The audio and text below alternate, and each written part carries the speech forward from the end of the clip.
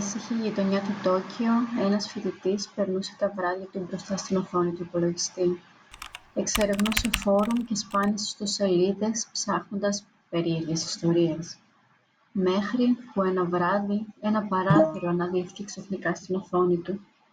Ήταν κόκκινο, ένα απλό φόντο με μία ερώτηση γραμμένη με μαύρα παιδικά γράμματα. «Σου αρέσει το κόκκινο δωμάτιο?» Στην αρχή ο φοιτητής προσπάθησε να το κλείσει. Το παράθυρο επέστρεψε. Και πάλι, και πάλι, και πάλι. Ακόμα και όταν έκλεισε τον μπρόζερ, ακόμα και όταν τερμάτισε τον υπολογιστή, η ερώτηση εμφανιζόταν ξανά και ξανά. «Σου αρέσει το κόκκινο δωμάτιο?»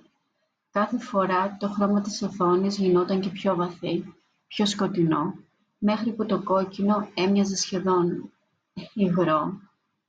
Και τότε είδε κάτι καινούριο. Κάτω από την ερώτηση εμφανίστηκε μία λίστα ονομάτων. Με το δικό του όνομα, τελευταίο.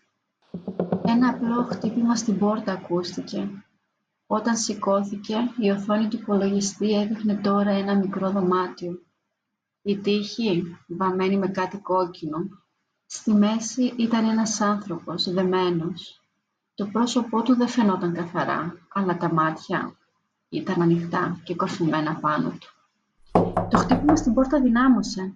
Όταν γύρισε να ξανακοιτάξει την οθόνη, η κάμερα στο δωμάτιο πλησίαζε, κάθε δευτερόλεπτο και πιο κοντά, μέχρι που το πρόσωπο φάνηκε καθαρά.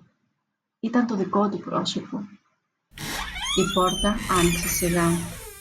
Το επόμενο πρωί η αστυνομία βρήκε το δωμάτιο άδειο. Μόνο η οθόνη του υπολογιστή έμενε, ανοιχτή, με το κόκκινο παράθυρο να δείχνει ένα νέο όνομα στη λίστα.